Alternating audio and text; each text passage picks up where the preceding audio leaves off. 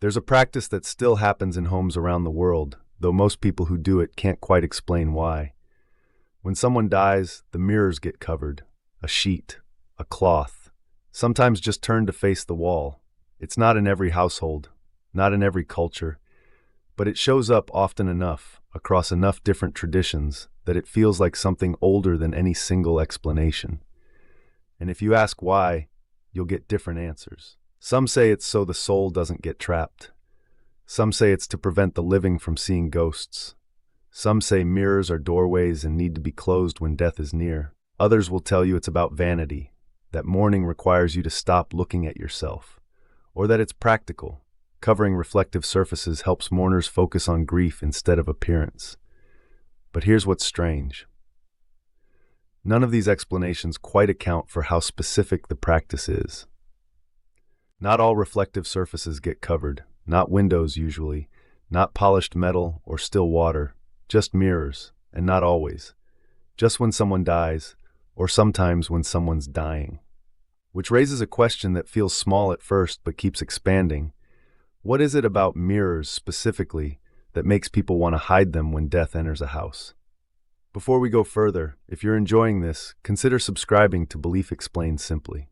We explore questions like this without rushing to conclusions, and if someone you know might appreciate this kind of conversation, share it with them. All right, let's continue. Let's start with what we can observe. In Jewish tradition, particularly among Orthodox and some conservative communities, mirrors are covered during shiva, the 7-day mourning period after a death. The practice is old. It appears in rabbinical writings going back centuries. But the reasons given for it vary. Some sources say it's because mirrors encourage vanity, and mourning should be a time of spiritual focus, not physical appearance. Others say it's because the divine presence, the Shekinah, visits the house of mourning, and mirrors might reflect or distract from that presence. Still others suggest it's protective, that mirrors could trap or confuse the departing soul. In Irish and Scottish traditions, mirrors were covered or turned around when someone died in the house. Sometimes the explanation was that the soul might see its reflection and be frightened, unable to move on. Sometimes it was that mirrors are portals, and covering them prevents the dead from pulling the living through. In Victorian England, the practice was widespread. Every mirror in a house of mourning was draped in black cloth. The stated reason was often modesty, that mourners shouldn't be concerned with their appearance, but there were older beliefs underneath, beliefs about mirrors capturing souls, about reflections being vulnerable during liminal times. In some Chinese traditions, mirrors are covered or removed from rooms where someone has died to prevent the soul from being startled by its own reflection and refusing to leave. In parts of Eastern Europe, mirrors were turned to face the wall during a funeral, with explanations ranging from respect for the dead to protection for the living. Different cultures, different religions, different explanations, but the same basic gesture. When death comes, cover the mirrors. Now, you might think this is just superstition. Old fears that made sense once, but don't anymore. Except the practice hasn't died out. It's not common, but it persists. Even among people who don't believe in souls getting trapped or ghosts appearing in reflections, they do it because their grandmother did it, because it feels right, because something about an uncovered mirror during mourning feels wrong, and that wrongness is worth paying attention to. Because it suggests the practice isn't primarily about the explanations people give for it. It's about something the practice does. Some function it serves that the explanations are trying to capture, but not quite reaching. Let's think about what mirrors actually do. They show you yourself, not as you are in your own head, but as others might see you. An external view, a second perspective. When you look in a mirror, you're simultaneously subject and object, the one looking and the one being looked at. It's a strange, doubled consciousness. You're you, but you're also watching you. And most of the time we use mirrors to adjust, to fix our appearance, to present ourselves a certain way to the world. We check ourselves before leaving the house. We make sure we look how we want to look. Mirrors are tools of self-presentation, of control over how we appear. But here's what's worth noticing. When someone dies, self-presentation stops mattering. Or rather, it's supposed to stop mattering. Mourning, in most traditions, involves a withdrawal from normal social performance. You don't dress up. You don't put on makeup. You don't smile if you don't feel like smiling. You're allowed, expected even, to not present yourself, to just be in your grief. So maybe covering mirrors isn't about protecting souls. Maybe it's about removing the pressure to perform, about creating a space where you don't have to see yourself being watched, where you can grieve without monitoring how your grief looks. But there's something else mirrors do. They create the illusion of depth, of space that isn't really there. When you look in a mirror, you see a room behind the glass. It looks like you could step into it, but you can't. It's not real. It's a reflection. And yet it feels real. Real enough that babies and some animals react to mirrors as if there's another being there. The reflected space is a kind of doubling, a parallel that isn't quite parallel. And in many traditions, death is understood as a threshold, a boundary between worlds, the living world and whatever comes after.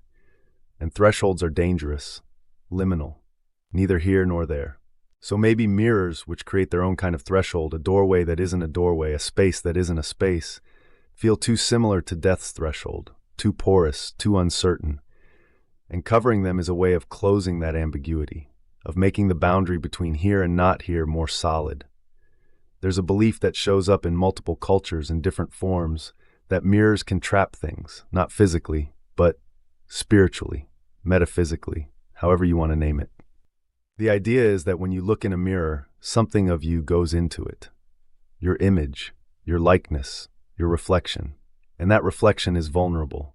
In some folklore, breaking a mirror brings bad luck because you've shattered your reflected self. You've damaged something that was, in some sense, you. In other traditions, mirrors are used for divination precisely because they show things that aren't quite here. Glimpses of other times, other places, other possibilities. The mirror world is always almost the same as this world, but not quite. And when someone dies, that not quite sameness becomes unbearable. Because the person who died is also not quite here. Still recent enough to feel present, but no longer able to respond. Their things are still in the house. Their chair is still at the table. Their face is still in photographs, but they're not here. And a mirror, which shows you everything that's here but not quite here, becomes a reminder of that impossible gap. So you cover it, not because you believe their ghost will appear in it, but because you can't bear another not quite presence in the house. Here's another pattern worth noticing. Mirrors are covered during mourning, but they're also covered in some traditions during other liminal times. When a child is born in some cultures, mirrors are turned or covered temporarily. During certain religious rituals or holy days, mirrors might be veiled. In some wedding traditions, mirrors are part of the ceremony, but carefully controlled, used at specific moments, not left uncovered carelessly. What these moments share is transition, birth, death, marriage, sacred time, moments when identity is shifting, when someone is moving from one state to another. And mirrors, which fix your image, which show you as you appear right now, might interfere with that transition. They might anchor you to your current self when you need to become someone else, a child becoming a parent, a living person becoming a mourner, an individual becoming part of a couple. So covering mirrors isn't just about death. It's about any moment when who you are is supposed to change.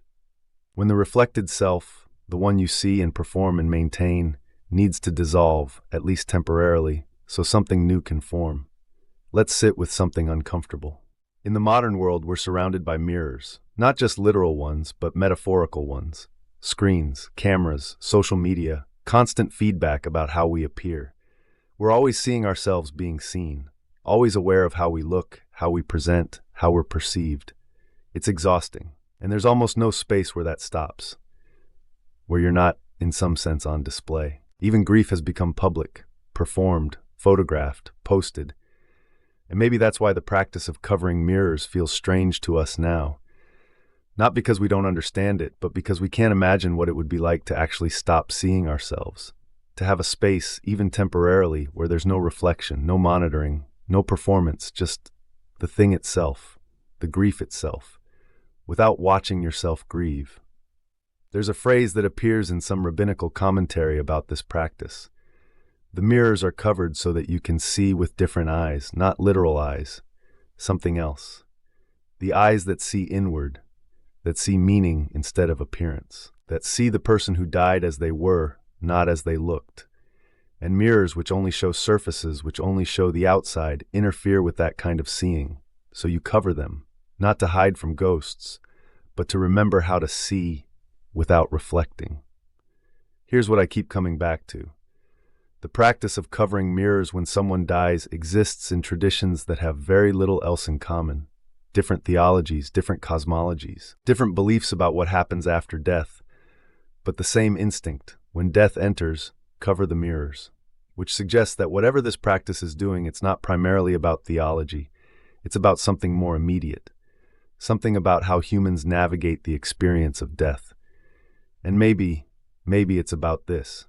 When someone dies, the illusion that we can control how things appear falls apart. Death doesn't care how you present yourself, how you look, how you want to be seen. It just happens, and mirrors are all about control over appearance. So covering them is an acknowledgement, an admission, that right now in this moment, appearance doesn't matter, that there's something happening that can't be fixed or adjusted or made to look right. It just is. And you have to face it without the buffer of your reflected self telling you how you're doing. There's another possibility. Maybe covering mirrors isn't about what they show. Maybe it's about what they don't show. Because when you look in a mirror during grief, you see yourself alone. You don't see the person who died standing next to you anymore. You don't see them in the background. You don't see their reflection meeting yours. The mirror shows you the absence. It makes the loss visual, spatial, undeniable, and maybe that's unbearable. So you cover it, not to avoid seeing ghosts, but to avoid seeing the space where someone used to be and isn't anymore. In some traditions, the mirrors stay covered for 7 days, in others, 30 days. In some, just until after the funeral, and then they're uncovered, and you see yourself again. But you're different now. You're a person who has lost someone. That's part of your identity now, visible in your face, in your eyes, in how you hold yourself. The mirror shows you this new self. And maybe that's part of the ritual too. The covering wasn't forever. It was temporary. A pause, a protected space. Time to become who you need to be before you look at yourself again. There's a story I heard once, I don't remember where. Someone asked a rabbi why mirrors are covered during mourning, and the rabbi said, because when you look in a mirror you see yourself, and right now that's not who you need to see. Who do you need to see? Everyone else, everyone who's here, everyone who's hurting with you. You need to see outward, not inward. I don't know if that's a real teaching or something someone made up, but it captures something true, that grief is relational. It's about someone else, someone you've lost, and mirrors turn you back toward yourself. So you cover them to stay facing the person who's gone, to keep your attention on them, not on your reflection. Here's the thing that sits with me. We think of mirrors as showing reality, as telling the truth, but they don't. They show appearance, they show surfaces, they show how light bounces off things. And when someone dies, you realize that appearance was never the reality anyway, that the person you loved wasn't the image of them, wasn't their face or their body or how they looked. It was something else, something deeper, something that didn't reflect. And mirrors, which only deal in reflections, suddenly seem irrelevant, or worse than irrelevant, misleading, because they're still showing you surfaces when surfaces have stopped mattering. So you cover them, not out of superstition, but out of a sudden sharp clarity that what mirrors show isn't what's real, and you need to be with what's real right now. Even if, especially if, it doesn't have a reflection. I don't know if covering mirrors helps. I don't know if it makes grief easier or harder or just different. I don't know if the people who do it experience mourning differently than those who don't. But I do know this. The practice persists across centuries, across cultures, across theological differences, which means it's doing something, meeting some need, serving some function, even if the explanations we give for it change, even if we forget why we started doing it. We keep covering mirrors when someone dies, because something about it feels necessary. And maybe that's enough. Maybe the practice doesn't need to be explained. Maybe it just needs to be done. And the doing itself, The physical act of covering something reflective, of changing the space, of marking the moment. Maybe that's the point, not the reason. The act. So when death comes and someone reaches for a sheet to drape over a mirror, they're participating in something old, older than the reasons they might give for it, older than theology or superstition or practicality. They're doing what humans have done for generations, making a space where reflection stops, where performance ends, where the surface world quiets, and whatever is underneath, grief, love, loss, memory, can exist without being watched. Even by yourself, especially by yourself. If this brought up something for you, a thought, a question, maybe even a disagreement, I'd love to hear it in the comments. Not looking for answers, just what this made you think about. I read every one. And if this was worth your time, please subscribe, like, and share. It really helps us keep making these. Thanks for watching.